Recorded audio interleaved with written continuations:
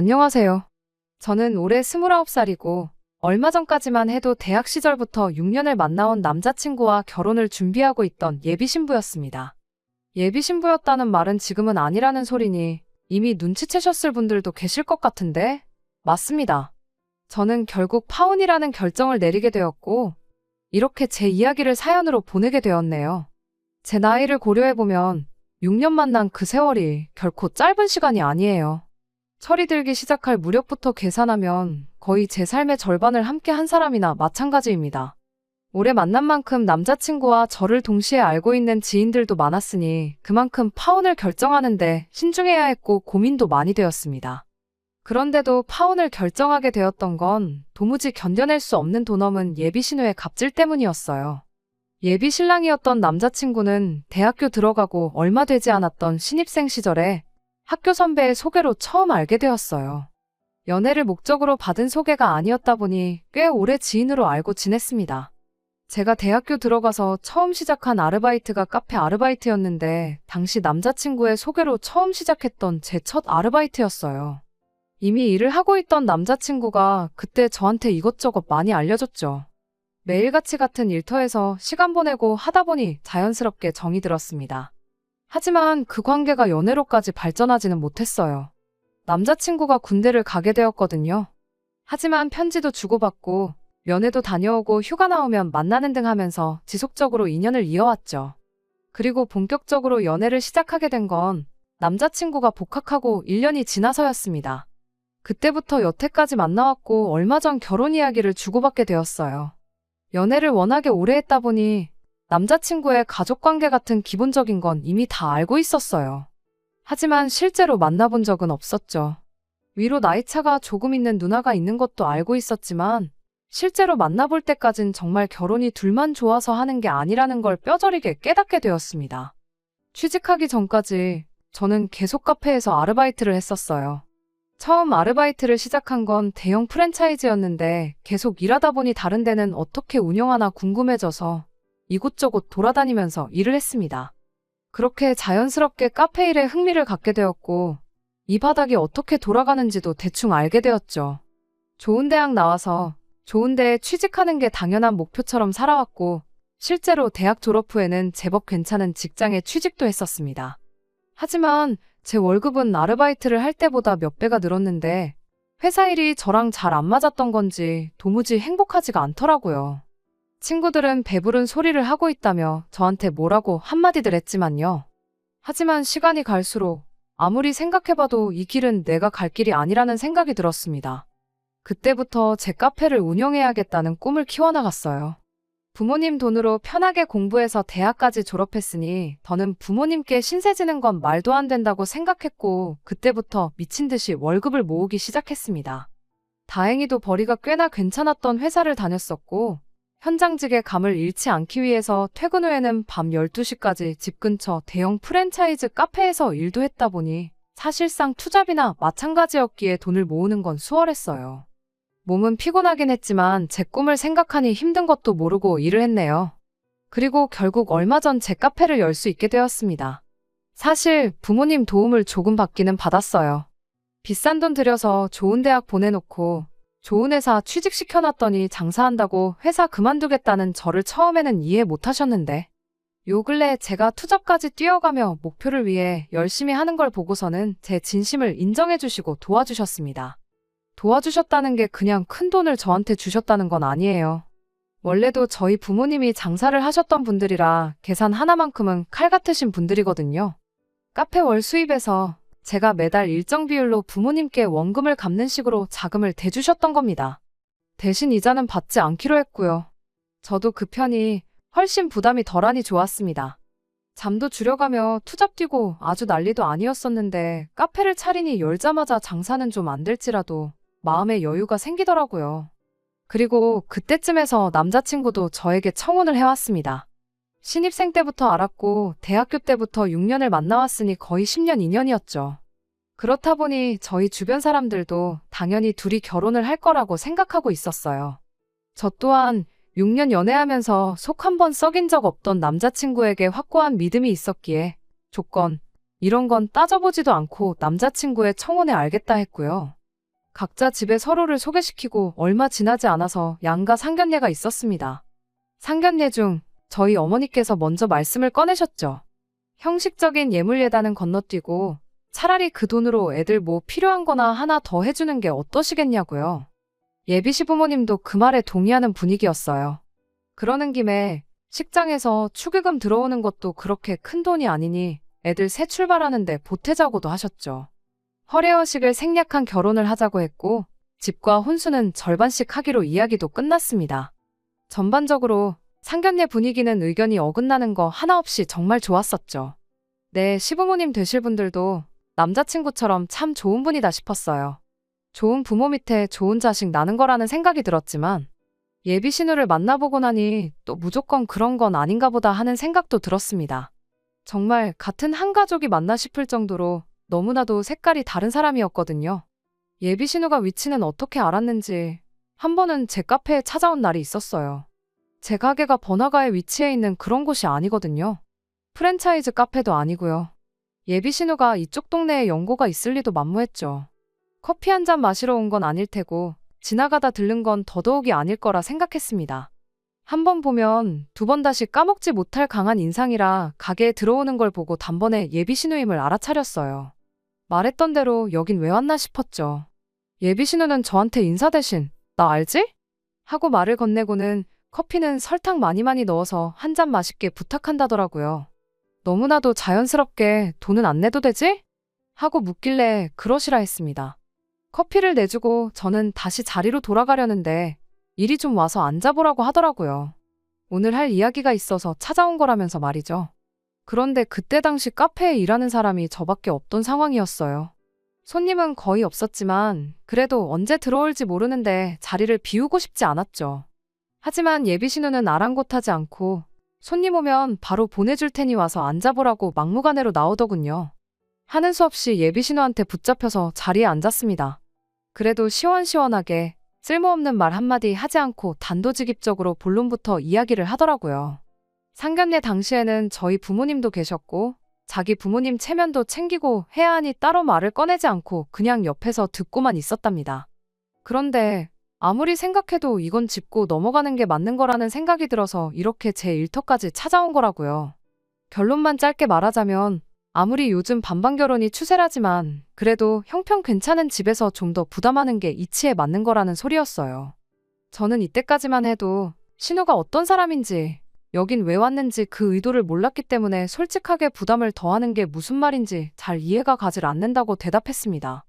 저랑 남자친구 둘뿐만 아니라 양가 부모님들까지 반반 결혼하는데 서로 동의한 상황이지 않냐. 그런데 이제 와서 우리 집이 너네 집보다 더 잘 사니까 반반하지 말고 6대4, 7대3 하자고 말하라는 거냐고요.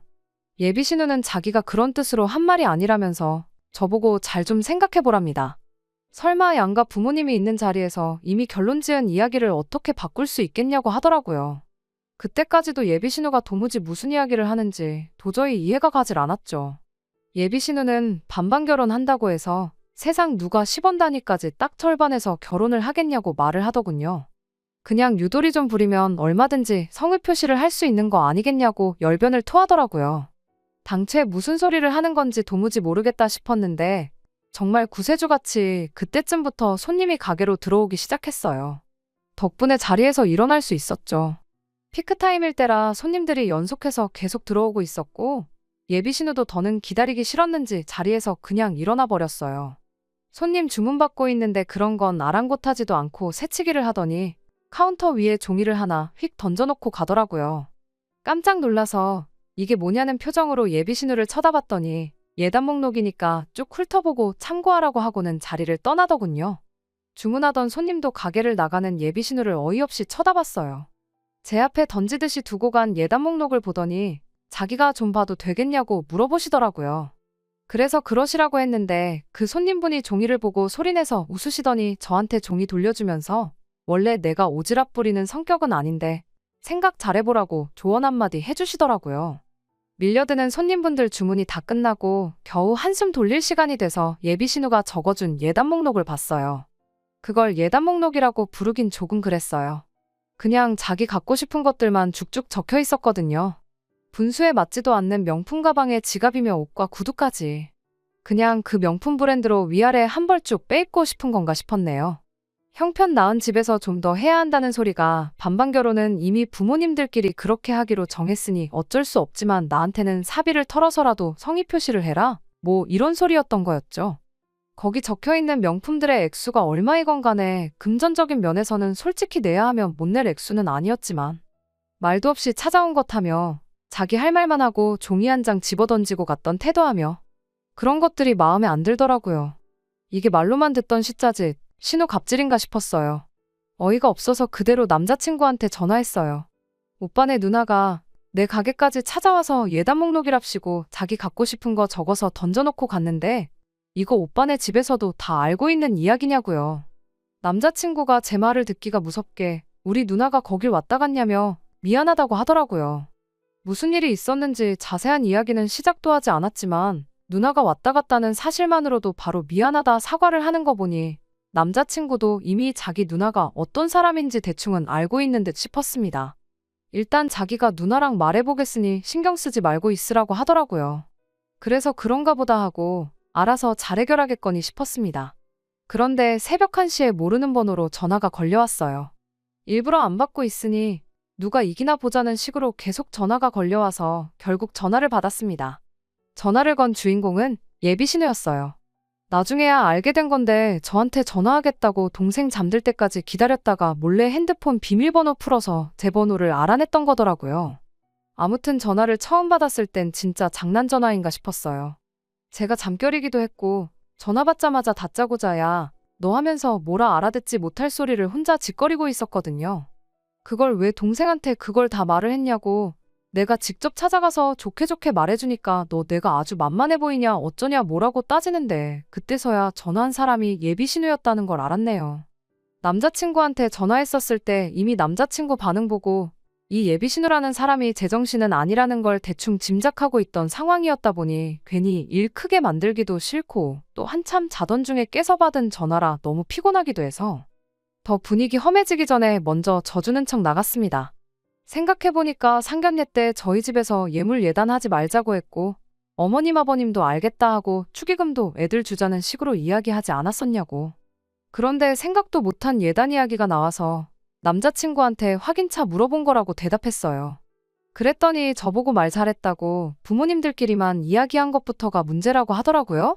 그러더니 자기 동생이 그러니까 제 남자친구가 자기랑 나이차가 많이 나다 보니 부모님 일터에 나가시면 자기가 깐난쟁이 남자친구를 업어 키웠다는 이야기를 하면서 자기한테도 키워준 공이 있다고 하는 거예요. 남자친구한테 있어선 자기가 두 번째 엄마나 마찬가지니 예단 예물에 관해서는 자기랑도 상의를 했어야 하는 거라고 하는 겁니다. 정말 얼토당토하는 억지에 저도 웬만하면 좋게 좋게 말해 일찍 전화 끊어버리고 푹 쉬려고 했었는데 듣다 보니 도무지 그냥 넘어갈 수가 없겠더라고요. 어떻게 저렇게 아무렇지도 않게 자기 입으로 뻔뻔하게 동생 몇 번 돌봐준 거 가지고 엄마나 마찬가지라느니 그런 말을 떠들 수 있나 싶었죠. 예비신우가 남자친구랑 나이 차이가 많이 나긴 하는데 그래봐야 고작 6살 차이예요. 예비시 부모님이 아무리 일 때문에 바쁘셨어도 그렇지 갓난쟁이 아들을 6살밖에 안 된 딸한테 맡겨놓고 일터에 나가시진 않았을 거 아니에요? 뭐 진실 여부는 사실 궁금하지도 않고 중요한 것도 아니니 그냥 넘어갔어요. 대신 예비신우한테 원하는 대로 해주겠다 했죠. 무슨 말하는지 잘 알겠다고 적어준 예단 리스트에 적힌 대로 해달라는 대로 제가 다 해주겠다고 했어요. 혹시 덜 적은 게 있다면 지금 말해달라고 했죠.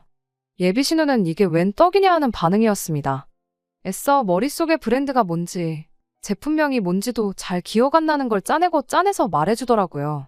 마지막에 가서는 이름을 기억해내는 것도 귀찮았는지 현금 해단으로 1,000만 원 정도 준비하면 좋겠다는 말까지 하더라고요. 그럼 이것들 준비하면 되겠냐 했더니 예비신우가 만족스러운 말투로 그렇다고 대답하고는 잘 자라 말하고 전화를 끊으려고 하더라고요. 전화를 끊기는 왜 끊으시냐고 아직 다 안 끝났다고 제가 예비신우를 멈춰 세웠죠. 예비신우가 뭐가 더 남았냐고 묻길래 원하는 대로 예단 준비하기로 했으니 이젠 제가 받고 싶은 거 말할 차례 아니냐고 했어요. 원래 예단이랑 예물 똑같이 주거니 받거니 하는 거 모르시냐고요. 아직 결혼을 안 해봤으니까 모르실 수도 있는데 보통 그렇게들 한다고 예단 제가 준비하는 만큼 저도 언니한테 예물 받아야겠다고 말했죠. 두 번째 엄마나 마찬가지라고 그러니 예단을 받아야 마땅하다고 하지 않으셨냐. 그럼 제가 예물을 요구해도 별 문제될 게 없지 않느냐 하고 되물었더니 지 하고 싶은 말만 쏟아내던 예비 신우가 아무 말도 없더라고요. 한참을 아무 말도 없길래 혹시 밤이 너무 늦어서 잠드신 거냐고 한참 자고 있어야 할 시간에 전화 받은 제 잘못이라며 미안하다 사과하는 척만 하고 예비 신우 대답도 기다리지 않고 그냥 전화 끊어버렸네요. 결혼할 사람의 누나인 걸 떠나서 그렇게 한 방 먹이니까 속이 아주 후련하더라고요. 다음날 남자친구한테 전화가 왔는데 전날 저녁까지 난리법석을 떨던 누나가 벼랑간 오늘 아침에 예단은 안 받는 게 맞는 것 같다고 생각을 바꿨다는 연락을 받았어요. 누나가 한번 저렇게 고집부리면 피곤해지는데 생각을 빨리 고쳐먹어서 다행이라고 안심을 하더라고요. 아마 무슨 일이 있었는지는 쪽팔려서 동생한테 말을 못했는가 싶었어요. 이렇게 예비 신우랑 문제도 해결되니 이제 정말 날짜만 잡고 식만 올리면 우리도 결혼을 하는구나 싶었습니다. 그 뒤로 예비 신우한테 연락 오는 것도 없었고 이렇게 정리가 되는구나 싶었죠. 그렇게 하나둘 결혼 준비를 하던 중 얼마 전이었어요. 예비 신우가 또 제 카페로 찾아온 거예요. 이번엔 제가 카페에 없을 때 찾아왔습니다. 제가 매주 금요일마다 정기적으로 수업을 듣고 있는 게 있었거든요. 그래서 그날만큼은 부득이하게 직원 2명한테 가게를 맡겨놓고 수업을 들으러 갔습니다. 한참 수업을 듣고 있던 중이었는데 직원한테 전화가 온 거예요. 사장님 가족이라는 분이 왔는데 돈을 안 낸다고요. 직원들이 저희 부모님 얼굴은 다 알고 있거든요. 그런데 굳이 확인차 전화까지 하는 걸 보니 뭔가 이상해서 핸드폰으로 감시 카메라 앱을 켜서 누군가 확인해봤어요. 제 가족 중에 그렇게 염치 없는 사람이 누군가 싶었는데 확인하고 나니 그럴만도 하겠다 싶었네요. 바로 예비 신우였거든요. 심지어 혼자 온 것도 아니었어요. 친구들 데려와서는 제일 넓은 테이블 2개를 붙여가지고 있더군요. 음료수만 먹는다고 하면 어떻게 하겠는데 쟁반해보니 빵이랑 케이크 디저트류도 인당 2-3개씩 담아서 줄도 서 있었어요. 주말이라 넉넉하게 준비해놓아서 문제는 없었는데 다른 손님들 계산도 못하게 카운터 점거해서 가족이니까 공짜로 내놓아라 행패 부리고 있길래 일단 직원한테 말해서 그냥 주라고 했습니다. 직원은 아무 죄도 없잖아요. 끼리끼리 논다더니 친구들도 다 똑같은 한통속처럼 보였는데 직원들한테 진상 중에 진상 5명을 동시에 상대하라고 하는 것도 못할 짓이다 싶었어요. 그리고 수업 끝나자마자 가게로 향했는데 제가 도착했을 때는 신우 일행은 이미 먹고 싶은 거 원 없이 먹고 내빼버린 뒤였습니다. 그 인간들이 돈 안 내고 먹은 걸 계산해보니 5명이서 20만 원치를 먹었더라고요. 집에 가져가서 먹겠다며 포장까지 해갔대요. 직원들을 나무랄 생각은 없었습니다. 괜히 더러운 꼴 보지 말라고 그냥 주라고 제가 직접 지시를 했었으니까요. 하지만 예비 신우를 가만둘 생각은 없었어요. 제가 금요일마다 수업에 나가는 것도 제 측근 아니면 저희 직원들밖에 모르는 일인데 굳이 그때를 틈타서 가게에 왔다는 건 그동안 저 모르게 가게까지 찾아와 제 일거수 일투족을 감시했다는 거잖아요. 참 미쳐도 곱게 미쳐야지. 이게 곧 내 신우가 된다고 생각하니 소름이 돋더라고요. 근본적으로 멈추려면 결국 가족, 그러니까 남자친구의 도움이 필요하겠다 싶어서 곧바로 전화를 했어요. 남자친구는 지난번처럼 제 전화가 예비 신우 관련돼서 걸려왔다는 걸 알자마자 앞뒤 상황은 듣지도 않고 연신 미안하다는 소리를 남발을 하기 시작했어요. 자기가 또 누나랑 이야기해 볼 테니 며칠만 기다려달라고 대답해왔고요. 문제는 그날 저녁이었어요. 예비 신우한테서 다시 전화가 걸려왔습니다. 불행인지 다행인지 이제 예비 신우가 제 전화번호를 알고 있다 보니 새벽에 전화 받을 일은 없었지만 자기가 해결하겠다더니 또 이렇게 전화를 받게 만드니 짜증이 나더라고요. 예비 신우가 하는 말도 아주 가관이었습니다. 어차피 오늘 데려온 친구들이 니네 시골일 때 내가 데려갈 내 친구들이다 하면서 결혼식까지 와서 축하해줄 사람들인데 미리 커피랑 빵 몇 조각 대접했다 치면 되는 거 아니냐고. 그런데 그걸 또 그새를 못 참고 꼰지르냐며 조상 중에 친일파라도 있는 거 아니냐고 시비를 걸더라고요. 사소한 도발은 싸그리다 무시해버렸고 필요 없으니 친구들도 데려오지 말라 했어요.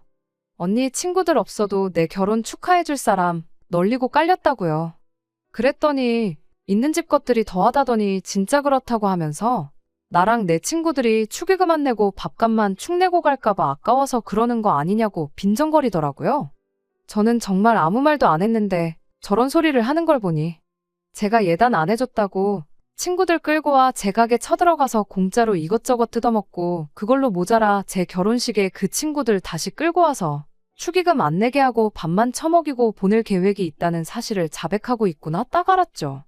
그래서 언니하고 언니 친구들 우리 결혼식에 오면 신랑 쪽 하객인데 밥값 많이 나오는 게 나랑 무슨 상관이냐, 아무런 상관없다고.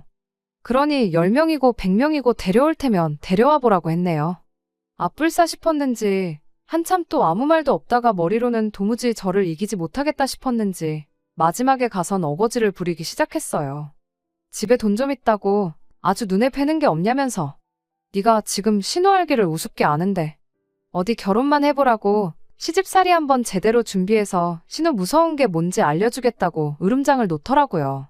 세상에 시집살이를 시키겠다고 결혼 전부터 협박을 하는 사람은 신우밖에 없을 거예요. 처음엔 예비 신우 한 방 먹이는 재미라도 있었는데 이젠 말싸움하기도 귀찮고 다 짜증이 났어요. 무엇보다 제일 화가 나는 건 되도 않는 갑질하는 예비 신우보다 남자친구 때문에 더 화가 났습니다. 매번 알아서 잘 해결해보겠다고 말만 그렇게 해놓고 결국 예비 신우랑 2차전, 3차전 하는 건 늘 제 몫이었잖아요. 그래서 며칠 고민하다가 남자친구한테 단단히 제 입장을 전했습니다. 신우가 너한테 얼마나 대단한 사람인지는 모르겠는데 중간에서 이렇게 똑바로 중재 못하고 나만 혼자 시달려야 하면 나는 이 결혼 절대 못한다고요. 파혼도 감수하겠다는 제 말에 남자친구도 얼굴이 파랗게 질려서 자기가 이번에야말로 제대로 이야기해볼 테니 기다려달라고 말하더라고요. 하지만 왠지 기다려달라는 그 말에 더 이상 신뢰가 가지 않았네요. 그래도 그날 저녁에는 예비 신우한테서 전화가 걸려오지 않았습니다. 다음 날이 지나고 또 다음 날이 지나도 아무 전화가 걸려오지 않았죠.